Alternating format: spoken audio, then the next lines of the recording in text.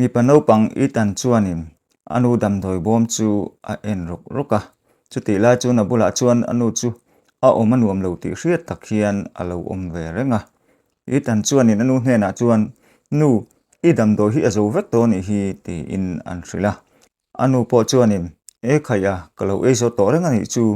ka dampui vak pawh ka hrelo kha damdawi kha ti in a fapa chu an hrila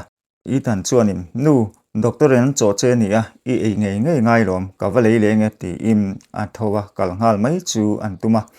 ma se anu chuanin lo ko le in boite pakhat ve ba kha lei suang che ti in a fapa chu an hrila itan pawh chuanin ole anu kalau hole fatang ti im anu chu akal san ta ngala itan anu ethelia chuan itan chu an ko le a ma se itan chuan anu ko na chu a hra to lo nge ni a lo le ta hau lova itan kalta pawh chu an kong kha chu hongin anu damdawi le tur chuanin damdawi dawr panin hmanhmo takin a tlana chuti lai chuan an then nu lusi chuan itan a kal chu a lo hmu chuan then nu chu engmal ang lo nge mani le tukin zinga kala tlo lova nakin awa kala ngai ni chuna mo ka wakalang tuna chung ka boi hre mai ti in ama chu atong mial mela an huwa chuan an tho lai bok an kot lai chu a phiat fai le a itan pawh chu damdawi le tur chuan a kal zela chuti lai chuan in Fedica school kal tur pawh chuan in a fa chu a lo be ve mek bok an hunga chuan tangwal pahnih hianin Fedica chu aron zui a Fedica phone man lai chu rom pawh thlak sakim Fedica chu aron fiam bora Fedica chu ring takhian a tre chuka a tre ri chu konga kal itan a chuan lo hria in an thlek dak an om dana hmu chuanin an lampan chuan a tlan ta ngala tlangwal pahnih te chuanin Fedica chu lo fiam borin pakhat chuan Fedica chu a lo pom beta pakhat zawk chuan a khabe te chuan lo khoin nang hi nom chen nan kan hmang don che ni te an lo ti a chuti lai chuan itan chuan pakhat zawk chu aron nam per dora itan chuan injak na nge tlangwalin hmeichhia kha tikhanin ti a injak chei lo mi pa ve si ti im pasi te chu an la a chu pa chuan in Fedica chu am pai thu thuya a pai thuk na lama chuan Fedica lu chu leya chuan tawin ni kho hrelo hian a oma tlangwal chuan itan chu nekan tum lai chi chuanin a thian pa hi engma hrelo nia a thi niang ti in Fedica chu a lo boi puya a thian pa in a ko wang chuanin chu pa pawh chuanin itan chu thla in an lam chu an pan ve ngala Fedica chu an pahnih chuan han boi puin an han en chinga a thian pa zawk chu a hlau thong hle mai a thian pa hne na chuan thian pa a thi ni chuanin kan ta na thadon lo nia lokoro tlan chiang ti in a thian pa chu kan chet puya chuan somin an pahnih chuanin Fedica le itan chu an tlan chet san ta teya misual pahnih an tlan chet na lampang chu itan chuan a thlir zui wangwanga a hnuwa chuan Fedica bula chuanin han kal phein enge an ti in Fedica chu Nula ka u ti in an ko vaka ma se Fedica chu aron ha the reng lo itan chuan a chung te phone theina mo engemaw tala om be se in a bek a lai chu an zen raka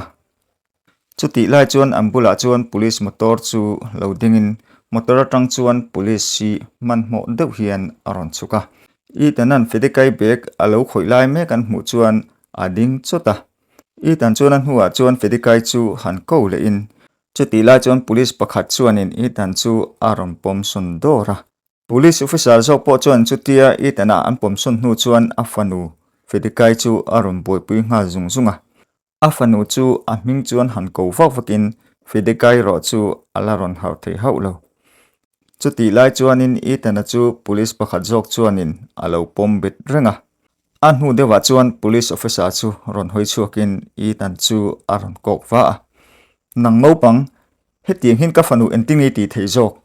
zela ita ngei yang ti in police pakhat hne na chuanin lokapa sota police station lo wa hrueng che nakina karong kalang ti in thu an pe a chupa chuanin itan chu akal pui ta ngala itan pawh chuanin anu damdawi kor a leitura pawh chu chulai hmuna chuan a thlawa police officer chuanin a fanu chu han boi pui le nga zungzungin aip te tang chuan phone chu han la chuakin damdawi in chu manhmo tak hian an phone a itan le police pakhat pawh chuanin chuti lai chuanin police station lampang chu an pan ta ngala police officer po chuan in phone a man zo chuan phone chu a ip te a chuan han khung thale in a fanu chu damdawi in a kalpui watangai ti hria in a fanu chu zo le zo lo hianin amut mura tang chuanin an pom thova chutia apom lai chuanin ka fanu idam ngei ngai ni mirong phone lai khan in boi ti ka reng ani chu wangani helai hmuna kanon tlan wat ni ti in atong mola itan po chu police station a chuan hruain police a hruai tu pa chuanin ithan chu chanchin chu an zota itan po chuanin chu police ne na chuanin nula chunga kuthlak tu ani lo sia chu an lo hril ve miela police ro chuanin nula bula khan nangma che oma chu wangin nangma thil ti ni engtin ngei ti in itan chu a vau bet ne hle mai itan chuan police chu a hlau hle a police ne na chuan kapu ka ti ni lo tak ani kha midang ti ni a ani chu an tlan che manani ke chu kanu damdoi le turing ka kala an mani khan nula khan lo ti boi ni an tia police chuanin a oi lo kher mai kawahan oi lo tak Naupang sak thei lo lutuk mai nangma bak khalai hmuna khan tu ma kan hmulo ani helai hmuna thu dik sei lo ni chuanin ka wa hrapang che iti dan zong tu na isoi ni chuanin engtin ma ka ti lo wang chenga ma se thu dik tak isoi lo ni chuan ka soi to ang khanin ka wa hrep don che ni do ti soi vai ni chuanin ichak lo vi wang ti in Naupang itana chu an vau le a ithan chu tiang em a how tu le vau tu a hriat ngai lo wang chuanin a hlau thong le a police ne na chuan kapu dot ka soi lo tak ani kanu hi tu na kan ina dam lo ina meka adam doi zo to a chumi le tu chuanin ka kala tlangwal pan hi hianin an lo ti boya ka lo chan zo ka ni an tia police chuanin in puan poi le in puang du lo mo room hre om to ka da phot don che ni ti in chu room tang chuanin itan chu a hruai chuak ta nga la chu ti lai chuan itan te then om lu si chuan itan te in kong khar chu han hongin itan chu an kowa tu man an chan lok lo wang chuanin kong khar atang chuan an hoi kol vela an hu dewa chuan itan anu ethilia murang chu han mu in a changkeng chung chuanin in chunga chuan alut ta nga la ethilia khuma murang chu han be molin hei vu in chu changka urlea vuina hian e howila ka tia in ina ka rong ke ngani hi ti in an bia ma se ethilia chu khuma chuan alo lamorenga lucy chuan ethilia chu an bile dak an huwa chuan han tong chuak le in nangla hi fiam thu du lutuk mai mu hil derta chu o ka chang urta chu tuiti thin em kha hei ala lum vut le ngala loko ro ron thoro engei num lo vio jok ti in ethilia chu abemol mola ethilia chuanin a chan mai tak lo wang chuan a chang chu an do kana chuan handa in ding chung chuan a kong hi an dom wanga nang hian min ti der lawang min ti der shal tuk mai an tia ethilia chu an pan hnaya ethilia chu khuma chuanin chelo chang lo hian alo morenga lucy chu ethilia bula chuan han thu in lucy chuan ethilia chu abemol mola chutia abek mol po a chan mai tak lo wang chuanin ethilia chu an soya ma se ethilia chu aron har theilok lowa lucy chu amang ang man hle mai ethilia chu an ko vaka ethilia aron har theilok lo wang chuanin lucy chu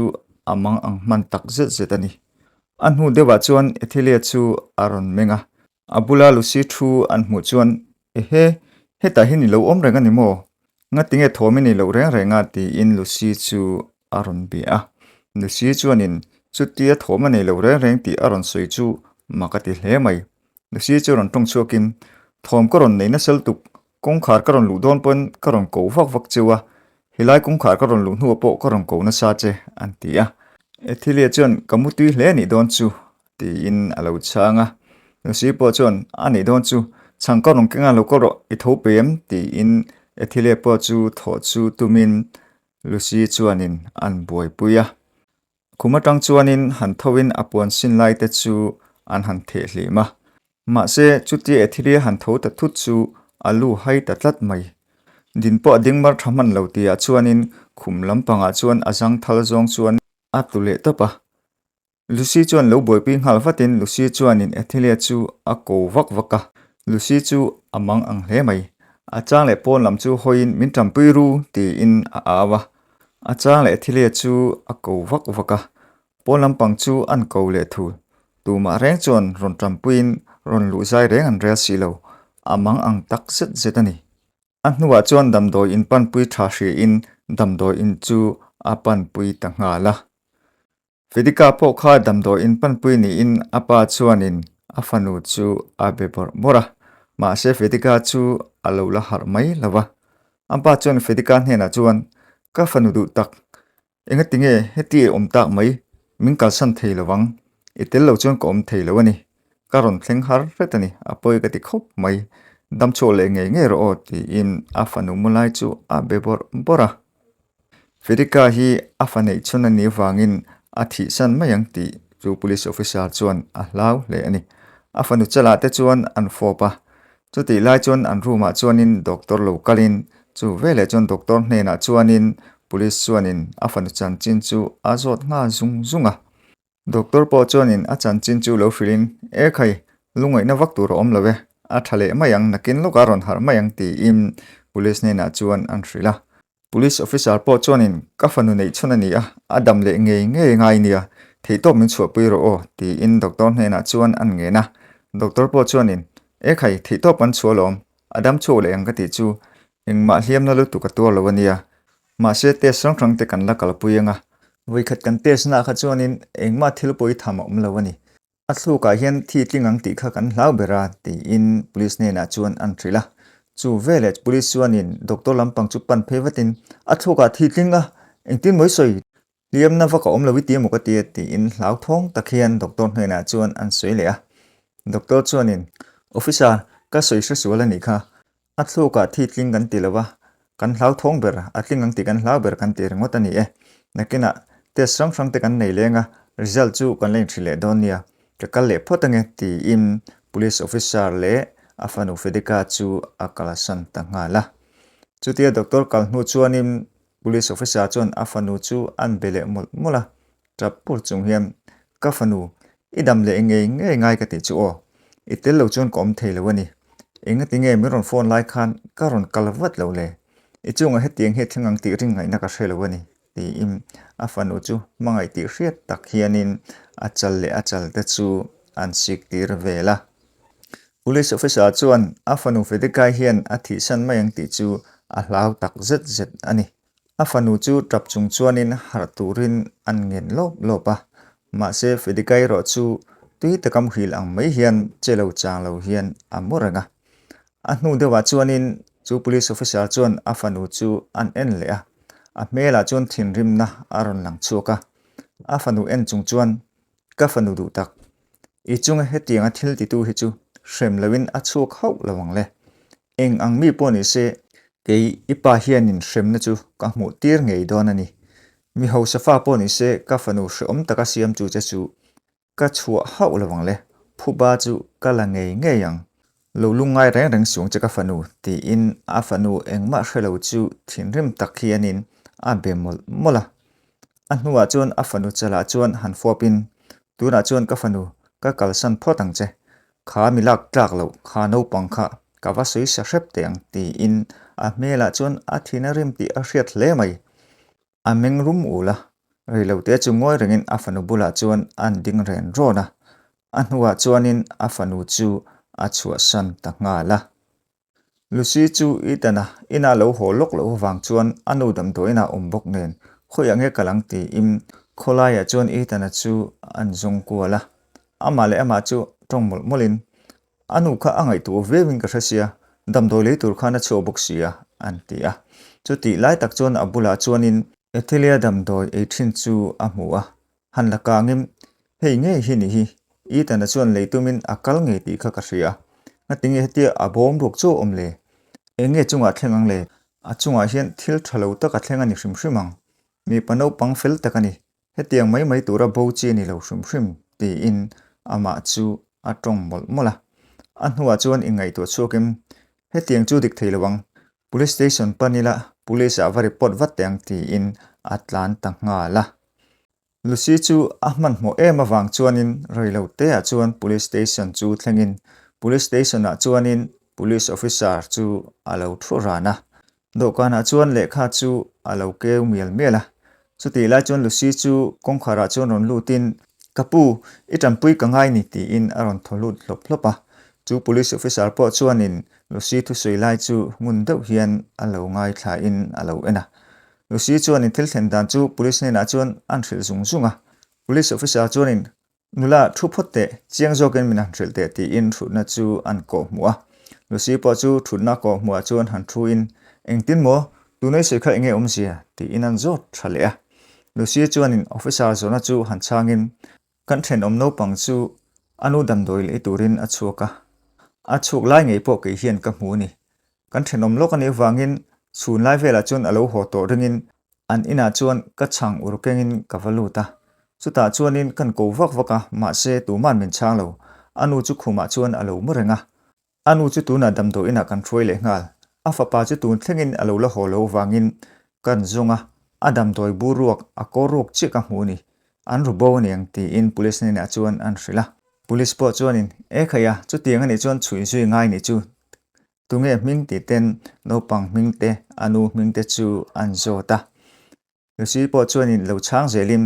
police officer in a zona chu thatak na chang zela Naupang damdawi bom rok a hmu na te police in a zona ang chu felfai tak hian a changa FIR chu a thelut ta ani chuti FIR a thelu hnu chuan Lucy po akal ve tamaya police station chu lo lang le in fedikai pa chuan in tiang hi akenga chuti lai chuan police pakhat chuan in itan chu ron throi lutin fedikai pa police officer chu athin arim mel hle mai itan ten hung chon zong chuan ading renga police pakhat jok chuan in itan hne na chuan ka hne na in puang du lo boka tuna chuan in puang to ngei ang ti in an hrila fedikai pa police officer po chu muang changa ron in herin itan chu amel rum hle mai itan chuan in a hlau hle a police officer chuan in ala in puang lo mo engma la soi lo mo an tia police pakhat jok po chu alo bungat ngata an huwa chuan in police chuan in itan hne na chuan in nang Naupang mai ni sia enge ila in puan du lo vele thuro ti in thutlenga chuan an thutira chuti la chuan itan aron hroi lu tupa police chu chuatum chuan in akala ma se police officer chuan in cholo tur chuan an tilea police officer chuan chu pa hne na chuan he Naupang hin engma soila nei lo mo ka fanu soisak dan kha ilo la dop chok lo mi ilo dop chu to ka rengania engma la soilo tak tak mo ti in an zota chu police pakhat jok po chuan o sar engma la soilo ni Naupang khan chhun lama siam zelania lo do ve chinte ti in a chua san ta ngala chutia a chua san hnu chuanin police officer chuanin kabula hi chuan ikai ang dong khop ti in an vau khur khura itana hlalu tuk chu a khur dera a thutna thutlenga po chuan thumet theilovin a dan po chu a hrathiam hlei theilowa police officer chuan engma soilovin itan chu rum deuh hianin amil renga itan chu azam hle mai an huwa chuan itan jok chu ron tong chokin kapu min ngai dam ro an tia ma se police officer chuanin engtin ani poina sa take khoya Nula isoi sa chuti chung chuanin ngai dam dilamo kha isoi saknu kha ka fanu ani ti riem Naupang te in khatikhan isoi sa ke po hian ka soi sa ve don che ni ka soi saknu a che sota tuma mulo turin iruang po hi ka dang an tia chuti la chuan itan chuan alu lo thing na samai kapu ka ti lo ani ti in alo phave na sa hle a chu police officer chuanin ke hianin abulai omlai ngei karon mu chian che kai riem chuti chung chuanin kati ani lo ti theyamo ti in itan chu an vole a itan chuan kapu ka ti ni lo tak tak an tia ma se atong thui ma chuanin police officer chuan iti ni chiang lo tuk iti ni lo se khatiang lai vela midang kan hu hrimang kan ron kalin abula nang ma chi oma abe kai te vel po poisa omle omlo icheka chung zong zong chu ke hian karon man vekani ka thian pa ka naute bula in puang lo mala tuna in puana nga yang in puang don lo ni chon ni china ka soi tong khan ka hlap hrep chenga dule ka volum chenga mi mulavin ka pai bo deng che chumi chui du lo ni chuanin iti dan zong zong isoi sak dan zong zong kha ka hne na hian isoi vek tur aniang khanu kha ka fanu duat lai em ani kha chu hriang che ti in I tana hne na chuanin an suya I tana chuanin chu police officer chu an mele zok thina police officer chu a ang tui hle mai I tana tong na po azu a hau lo chu ni bera a chang le awawa a chang le azota ma se azo na chan hun po chu azu a chuang lo an huwa phei chuan abula chuan han kal hna in nang no pang te hi I ril hi ka kher chok mai turin ti in a an chu a che hle mai I than chu a ip choya chu police officer chuan a soi ang chuan a ti tak ang ti chu a hlau hle mai in lampanga anu dam lawina ti hrebok si anu chanchin le nula hne na kuta thlak lo chanchin te ni pa pahnin an khoi chanchin te han thil tur po chuanin a tong na hun chu police officer chuan a zu lo chu ani ber maya ma se I tana chuan chu tiang han soi na hun po ni ma se police officer chuan a ring don lo ti a tong kam le a mela tang chuan a chiang rangani a tiang te chu I tana ma chuan an lek kol vela he tiang hi kan nei atangin tuma vok nan kala mang lawa nang hi a chin nan ka mang don che ani ka fanu lo sei satu vok nan he tiang nge hi kan mang chin nge ti in I tan chu vok kan tuma chuti lai tak chuan kongka tang chuan police pakhat chu lo lutin an pu hne na chuan kapu la ti lo lok te thil thar thu thar hret kan nei ni ifanu fedika kha a har towa a chunga thil ti tu te kuthlak tu te po asoi ni ma se asoi dan chuan asoi sa tu te chu mi pano panga ni lo tat mi panhi tangwal panhi ni ti in police officer hne na chuan an suya afanu a har to ti hriata wang chuan police officer po chu anui var mai mi pano pang itana po chuanin a dan an thlak dang lam chu makati ve hlea chuta oka chu han thlak dan lamin ka fanu har to mo ti in chu room chu man mo dawa chuasan chu an tuma kongkabula chuan han ding thutin aron le hoi le a police pakhat dara chuan an beng thaka an huwa chuan itan chu anin chu pa hne na chuan khano pangkha la chuati reng sung che mi pano pang ngeng takani ti chu a chiang rangani ka fanu chuan chu tiang chuan soi ma sela thudik ka tang nge ka hret ma chu ke hianin heno pang hi chu karem thilowani ani khalo wawin lozo thaleng che antia chumi hnu chuanin a chuk tak nga la police pakhat zo po chuan itan chu han vo le in tiang chu an lek khuma chu ti lai chuanin a set chu lo ri in itan hnung chon zong chuan set chu an manga chu ti lai chuan itan chon tho kana tiang om chu alo mu fu hlau mai chu pala chuan set chu aman fu hlei thei tlat lawa itan chuanin tiang chu an mel deuh zak saka tiang chuan chu pa vok chu aril ruga ta chu pala chuanin set chu amang tui phian le ngala itan chuan thom dim takin do kana tiang om chu an ban de a tiang chu han la in a thuna tang chuanin han thoin a thei tok chuan police nunga chuanin tiang chuan an vovaka arin lo dewa nung lam panga tanga vok ani wangin police po chu a inring man lo le a chulai station chunga chuan a tluta topa itan chuanin police a chutluk hnu chuanin police chu an thlek daka chumi hnu chuanin pon lampan chuan atlan chuak tawata police po chu chelo chang lo chuanin a bok renga fedikai pa police officer po kha damdawi in lama chuan awat thleng ve to a afanu room chu han hongin man mo takin afanu lampang chu an pana afanu chu han fopin ka fanu ilo harta mo kawan lom tak em ti in afanu chu akwa chonga afanu po chu na pa bana chuanin lo khoi ve in apa chuanin boite ka chan mai don che mo ka tia karil ru ha lu tu ka sin heti lo om le the hi kawan lom tak em ti in afanu chala chuan an fopa fedika chu lo tong chokim kapa khami pano pang ke ma miron chhantu ka entinge tak zele a hming te hra to em ti in apa chu an zota chu thu apa nan hria chu makati hle mai fedikai tong reng lai chu ngoi reng hian en renga ma se a hnuwa soi chu engma a hrelo reng ani a hnuwa chon on tong chokim khano pangkhan nangma kha chan chemo ti im afanu chu an zota fedika chon o mi papanin miron ti boya khano pangkharon tlanin miron chanani an tia ma se apa chuan ani chuanin tuma midang ibula kan hmu si lo kha Naupang chaw kha ni omni ibe kha alo cheka ama kha kan manasin an tia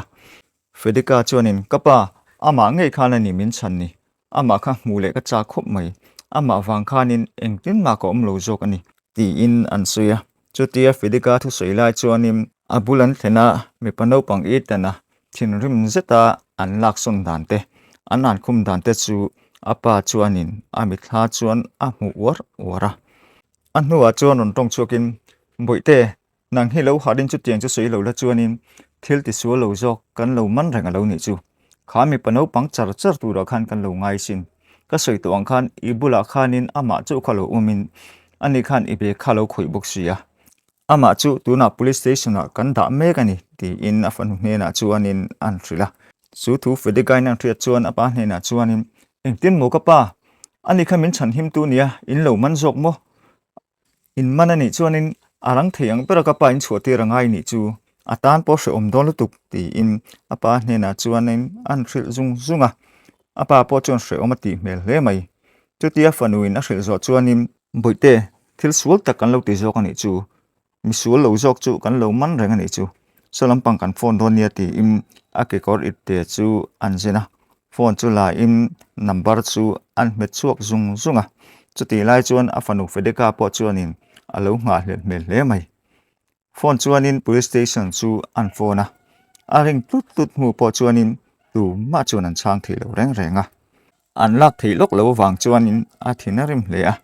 Fedika po chuanin kapa ngatinge le an lo sei sa nge ti in apa chu alo tur ve chena phone chu an lak theilo wang chuanin thinrim takin phone chu an da afanu hne na chuan boite har to boka isoyang khan thil poi achunga thleng palang ti ka hlawani chu wang chuanin ti hian lo umla kalo le watang ti im afanu chala chuan an fopa kalmai tumlai chuan Fedika chuanin apa chu an ko le a kapa khano pangkha keipon ka hmuduni a hne na lom thu soi ngei ka ngaya tin arem cha chuanin kabula hian rom kalti rang che o ti in apa hne na chuan an suya chuta pa chuan phone chu han phor le in kan phone le lok nge ti im phone chu an met le mola phone chu police station box chu an phone le a ani na taka chuan afanu kalsan hi a hre hle a athi sanang ti a hlau ngoi kha tuna aron harta ka wangim abula omrang chu acha kani ma se chu tia an phone nun le po chuan police station lampang chuanin phone chu an la theilo renga phone chu handa le in afanu hne na chuan boite tuna pon la theilo reng enge an boina chan omni khano pangchunga khan thilpoi thleng palang ti ka hlau chu wangin station a chuan kawa kallok me nge ti im afanu chala chuan an fop le a afanu pa chuan ole an tia apa hne na chuan ka soyang khan pa khano pangkha kabula ron throi ro ti in apa chu an cha apa po chuanin afanu thu sui lai chu ngun deuh hian angai thla a afanu na du to ka soi hnu chuanin ole boite ron throi ka tum don nia ma se ani kha enting nge omtuna kha si lo chu wang chuan man mo takin ka wakalanga ti khan thadewin lo omang che idam zel don alom ti in afanu chu an fop nun le a chu mi hnu chuanin room chu a chua san ta nga la I tana tlan chuak ta po kha an in chu man mo takina pan wanga an in chung an lu chuan anu mun na chu awa pan wata ma se anu mun na chuan tu ma reng a musi lo apuan sin te chu an haya anu mudak si lo wa chuan amang ang le mai anu kalna tur om ang reng a hrebok si lo an huwa chuan pon lampanga chuan chu han tum le in kong kha chu an honga pon an chuak chu an then omte in lampang pan tum chuanin an kala ma se chutia akalai tak chuanin police chu lo kalim I tan chu aron man bet ngal wata police chuan I tan man be pa chuan nang hian hnung lampang atangin ka chuai te min ti vel ani mo mi pa Naupang lak lo tak chi lo ni hi mi sual chu ini ti achiang khopalom nang hian police te kudi thak vela kan man to hnu I tan cheboka I chan pol tur chu I mu khopang zak thei lo lutuk mai ti im I tan chu a an kum ngal bora I tan po chu a thei to pin a lo tang ve a ma se pui ting tha le Naupang tha chu in tluk hek lo an hnuwa chuan in chunga chuan police chuan I tan chu alu pui ta nga la in chunga lu pa chuan khuya nge chung te hin om tuna po chun lam siamin do ti soi liang mo kanu chu adam lo te ti vela inu o mang reng reng ka mulo hi nga tinge do ti soi kaman le don chiang khop che ni ti im Naupang i thana chu an wawa ma se i tan po chu alo trang ve na sa le mai min haro dot eng ma ka soi lo ni kha mei che chunga khan kut ka thak lo reng reng ti im a trang na sa le maya ma se police chuanin a thla du ha ulo kaman khopang che tuna chuan han ka fani ka bun tir don cheni ti im Naupang chu nung khir an tuma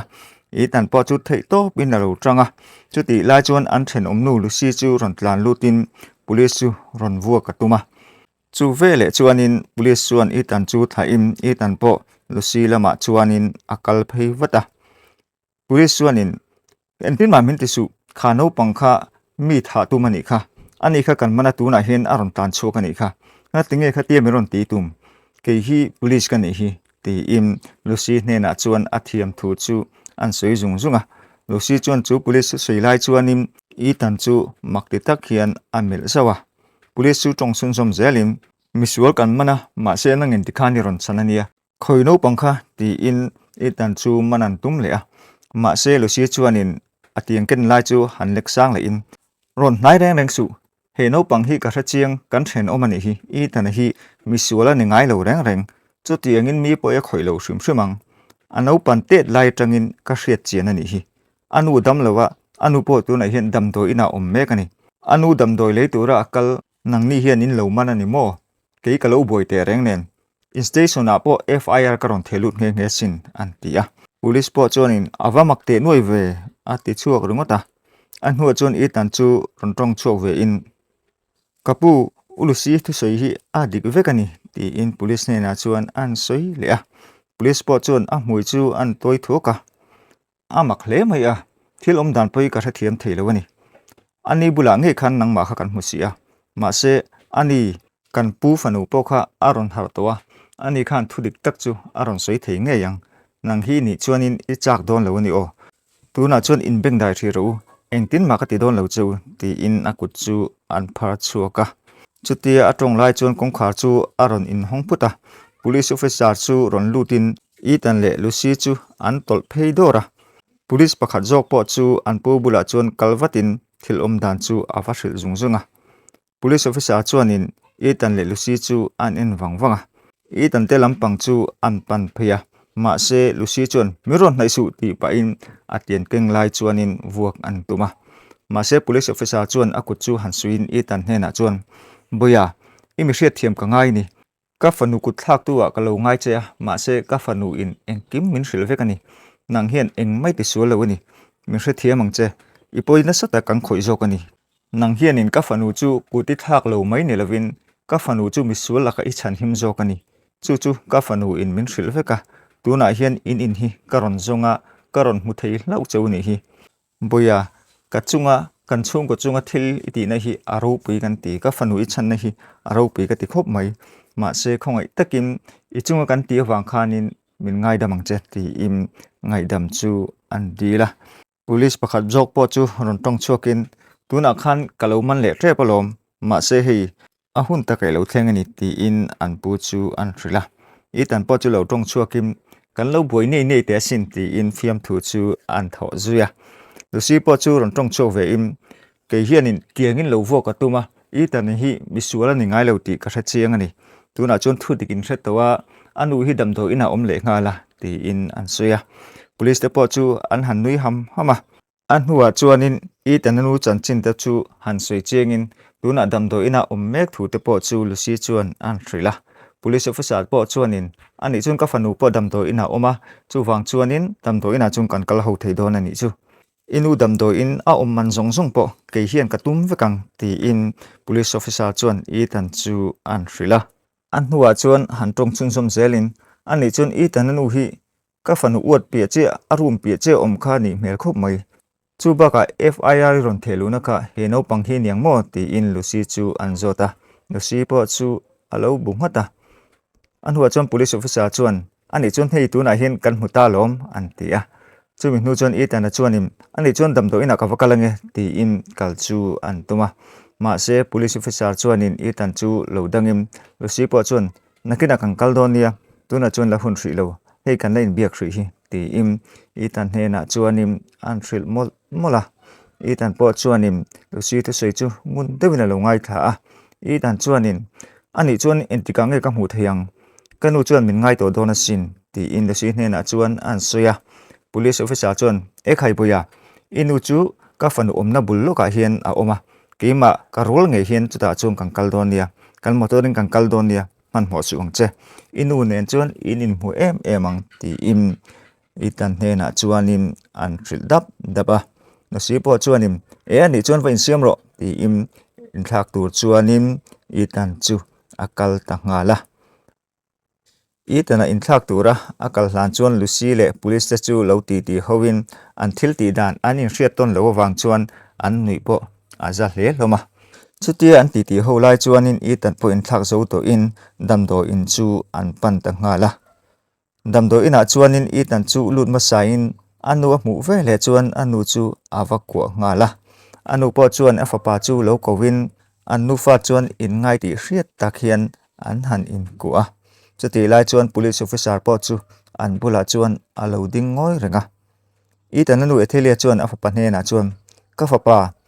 damdoi lekha irei lutuka kan then omnu lusi lo kala aron lu tan tirpon mirong ko wak ani ome ma se engma ka lo hrelawa ka lo mu hila anu ka har nuwa mirong kai tho im ni kho hrelewin katluta ni damdoi na hian min hroi thleng ta ni hi ti im afapa chu an hrila itan chuan anu thu soilai chu ngun deuh hian alo ngai thla a damdoi leitura akal athil ton chu anu hril atum mek lai chuanin police officer chu ron tong chuakim ekhaya boya ke ma hin kan soyenge ti in anu ethile hne na chuanin thil thlen dan zong chu ashil ngal ta veka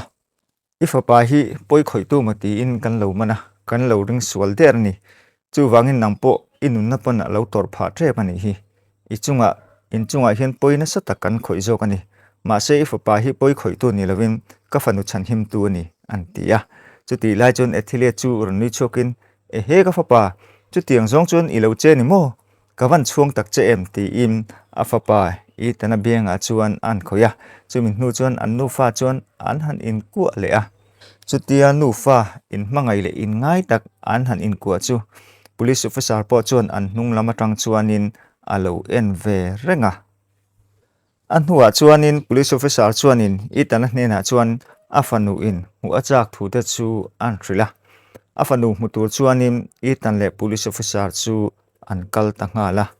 fedika chu akhuma chuanin alo mu hi la chuti lai chuan kongkhar chu zoite in police officer le i tan chuan hongin ruma chuan an luta police officer chuanin i tana dara chuanin han khoim hei ka fanu i chan him nge chu ni hi ti in ni var hianin fedika bul an han thlen chuan fedika chu an khoya fedika po chu ron hoi chuakim abula ama anun chan him tu itana nge yan mu chuanin ron nui chuakin akut chu aram phara ekhai nang hi kanuna chan him tu Naupang hoisen takani antia itan po chuanin ka hoisen wangani hleinem ka u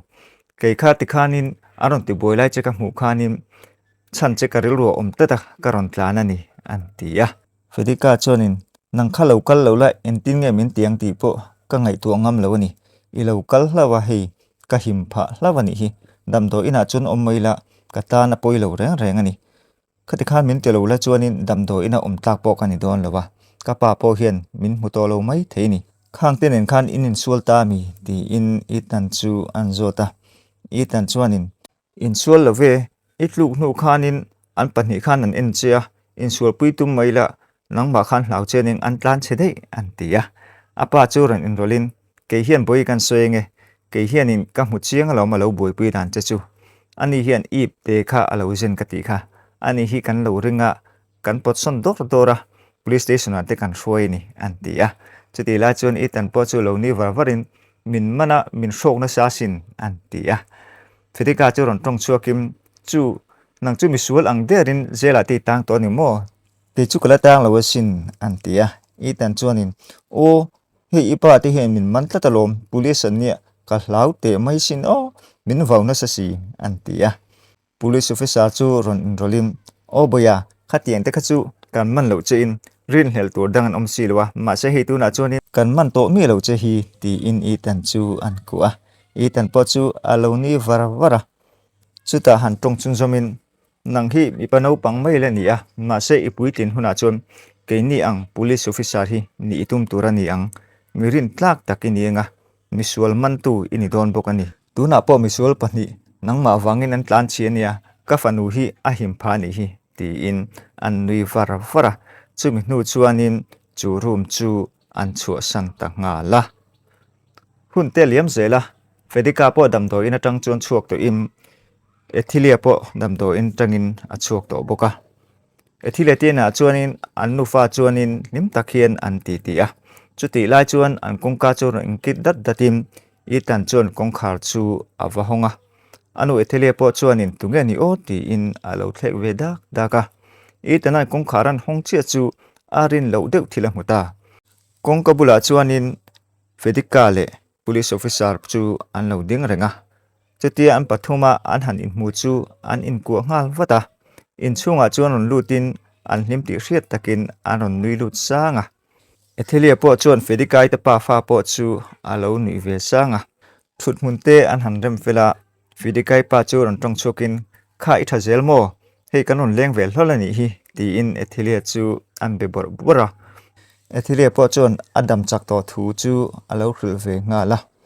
fedikai pa chuanin e khaya ti khan dam doite e thanga ti khan I chak sot mayang ti in an hrila